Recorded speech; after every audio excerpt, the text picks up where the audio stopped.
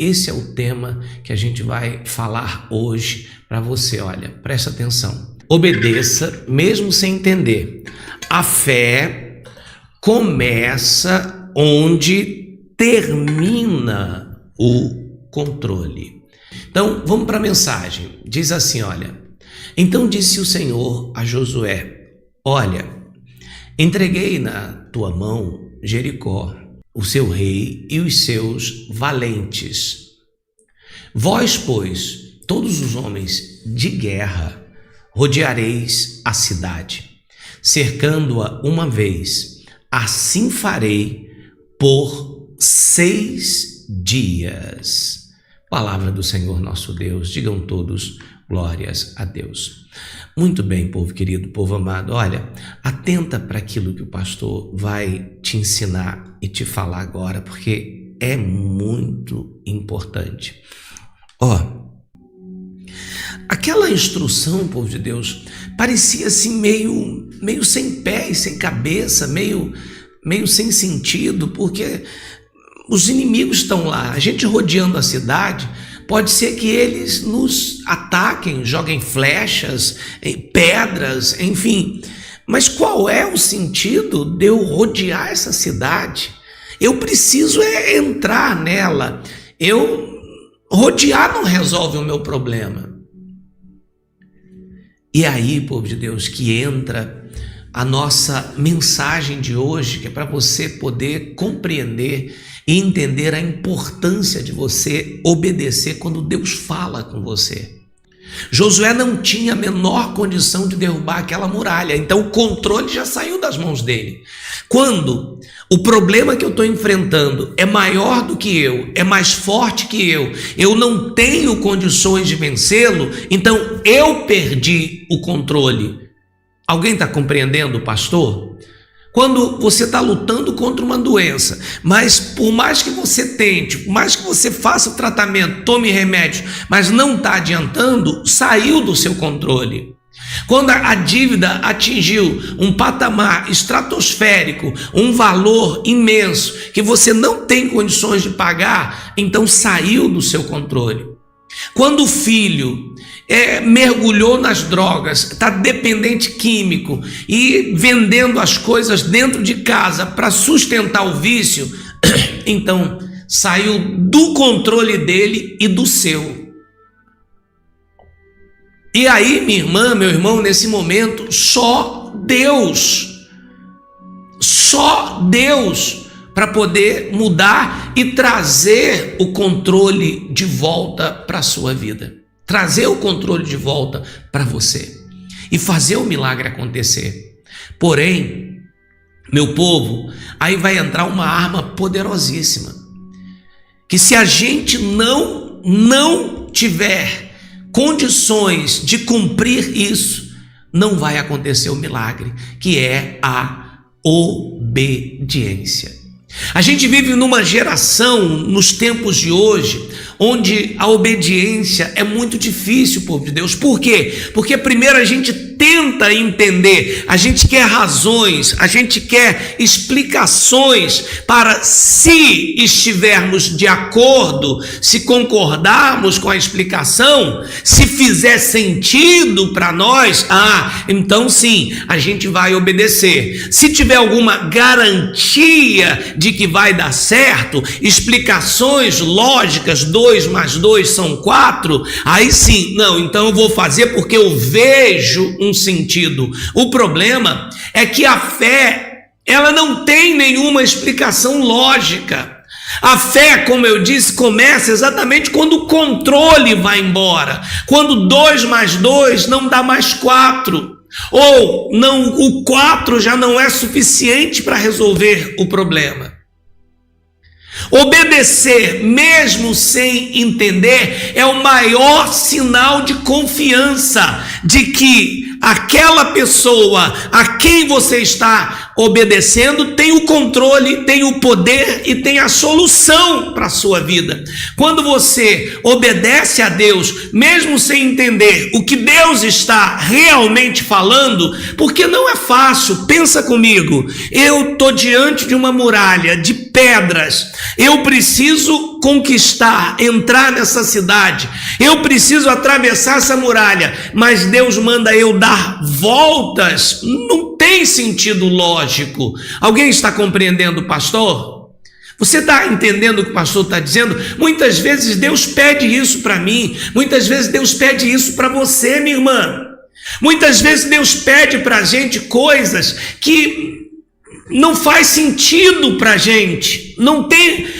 Você pensa, mas por que Deus está falando isso? Por que Deus está pedindo isso? Por que Deus quer isso?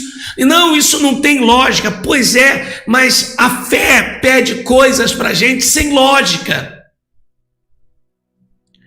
Josué recebe aquela instrução completamente fora de lógica militar, de estratégia de batalha. Ele era um guerreiro, já estava acostumado a guerrear, a lutar. Ele nunca viu isso na vida dele. Rodear a cidade em silêncio por 6 dias e só no 7º dia gritar, não faz nenhum sentido.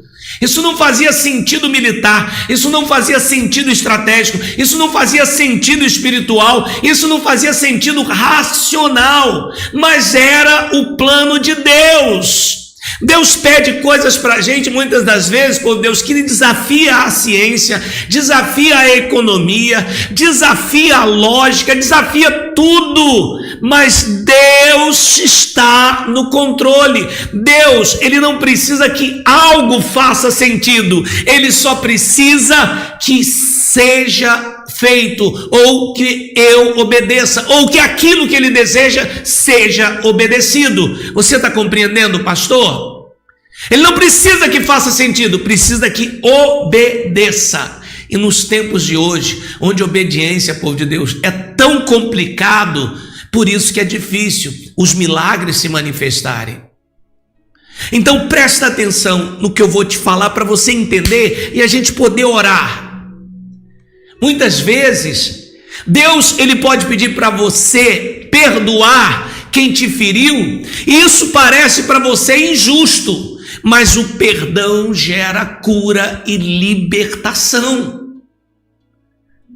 Presta atenção, pode ser que Deus peça para você perdoar alguém que errou com você, que te machucou, e você vai dizer, não, mas espera aí, foi ela ou foi ele que fez isso? Mas Deus não está pedindo por causa da pessoa, está pedindo porque o perdão cura, o perdão liberta, o perdão fortalece. Você está compreendendo? Deus pode, por exemplo, te pedir para você ser fiel no dízimo. Pode não, Ele pede para você ser fiel no dízimo, para você ser fiel na oferta, para você ajudar mesmo tendo pouco.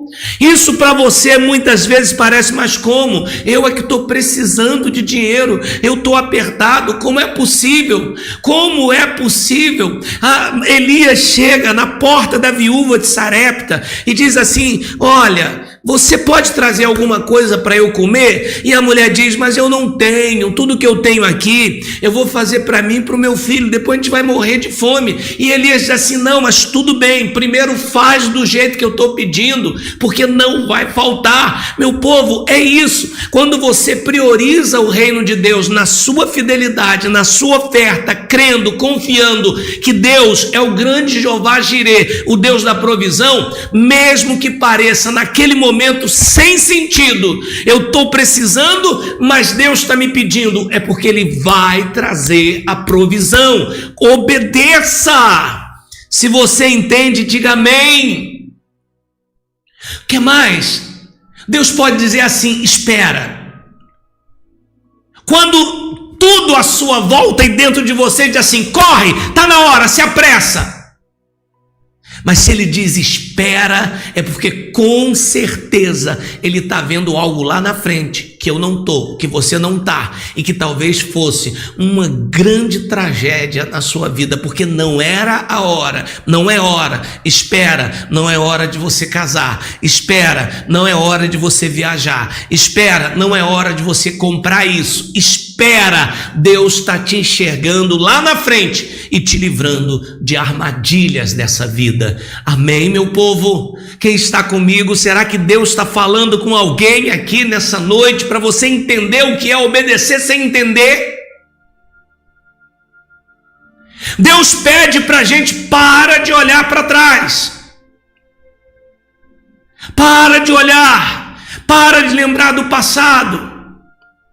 Mesmo que você carregue com você algo que ainda não foi explicado, não foi bem resolvido, não teve um fim, mas Deus mandou você largar, fez como Abraão: deixa a tua parentela, deixa os teus parentes, tua família para trás, Abraão, pega a tua mulher e vai para frente. Abraão, separa de Ló, mas Ló é meu sobrinho, olha, eu amo tanto ele, mas Abraão, separa, vai para frente, continua em frente, não olha para trás. Tem coisas, povo de Deus, que Deus dá um basta na nossa vida, tem relacionamentos que Deus corta, tem empregos que a gente perde, mas deixa. Deus está dizendo: não olha para trás. Mulher de Ló, não olha para trás, mas é minha casa, é os meus vizinhos, mas não olha, segue em frente. Você não está entendendo agora, mas lá na frente você vai ver que faz sentido. Quem sabe hoje Deus está falando isso para você: para de olhar para trás, para de olhar para trás, para de ficar pensando no que passou, no que se foi, no que perdeu. Olha para frente. Agora não faz sentido, mas você vai compreender que Deus tem algo melhor para você lá na frente. Você está nesse espírito comigo? Tá ou não tá? Então vamos fazer o seguinte: prepara, tranca a porta aí agora para ninguém te atrapalhar. Tranca a porta para ninguém te atrapalhar. Aumenta o volume, porque agora a gente vai entrar na presença de Deus e a gente vai clamar. Vai ser a primeira oração da fé para que essas muralhas elas caiam por terra nesta noite, no nome de Jesus. Povo de Deus, vamos agora para o reino de Deus e buscar a nossa vitória. Meu Pai, em nome de Jesus, Pai, Senhor, nesse momento a gente entra aqui na Tua presença, Pai. Nesse momento, Espírito Santo, nós nos apresentamos aqui em oração, eu e Tua filha, Teu filho, para que juntos, Pai, a gente tome posse da nossa vitória, Pai. Tome posse da nossa bênção. Tome posse dessa bênção, Senhor. Essa muralha, Senhor, ela não pode, de maneira nenhuma, permanecer na nossa vida. Sabe, Senhor, muitas pessoas, elas chegam aqui precisando de ajuda, precisando de um milagre, mas elas não têm fé para perseverar e nem confiam o suficiente para obedecer, meu Pai. Tem gente, meu Deus, que quer chegar aqui e quer ser abençoado na mesma hora, no mesmo instante, Pai, sem seguir as orientações que o Senhor dá. Senhor, mas eu creio de todo o meu coração que nessa noite houve um despertar aqui na igreja para abrir a mente e o coração daqueles que entendem que é obedecendo a Tua voz que o milagre acontece. Senhor, Josué já estava esperando a oportunidade de entrar na terra prometida já há muitos anos, há 40 anos, então ninguém tinha mais pressa do que ele. Mas o Senhor diz: Josué, dá 6 voltas, uma volta todo dia. Depois Josué dá 7 voltas no último dia. E Josué, sem falar nada, sem dizer nada. Josué podia ter pensado: mas meu Deus, ficar dando volta, eu quero logo entrar. Mas Deus sabe o que faz, meu povo, Deus sabe. Ei, o Senhor está dizendo: faz essa corrente eu vou jogar por terra. Então escuta, obedece, faz do jeito que ele está falando, porque vai ter vitória essa semana para nós. Em nome de Jesus, meu povo, levante para os céus a sua água. Levanta nesse momento, diga assim: meu Deus, toca nessa água.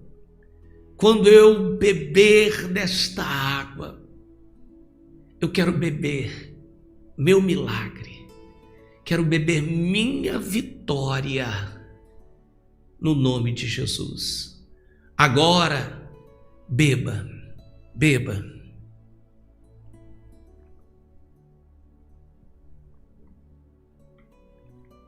Pega um pouquinho desta água, coloca na mão. Usa ela. Se você tiver alguma doença, passa em cima do local, massageia, passa no seio, irmã Sueli, massageia o seio, massageia na altura dos rins, massageia na altura do estômago, dos pulmões, massageia, põe a mão na cabeça, você que sofre com enxaqueca terrível, pega a foto do filho com a mão ungida, coloca a mão em cima e profetiza a libertação dele, no nome do Pai, no nome do Filho, no nome do Espírito Santo. E aqueles que creem digam amém. E que o Senhor Deus te abençoe e te guarde. Que o Senhor Deus faça resplandecer a luz do seu rosto sobre ti, que ele tenha misericórdia de ti. Que o Senhor sobre ti levante o rosto e te dê paz, hoje, amanhã e sempre. Que todos digam amém. Curte e compartilha. Quem não é inscrito, se inscreve. Manda um abraço para o pastor, um abraço para os teus irmãos e tuas irmãs. E amanhã a gente se encontra aqui, meu povo. Grande abraço, fiquem na paz de Cristo e até amanhã, permitindo o nosso Deus.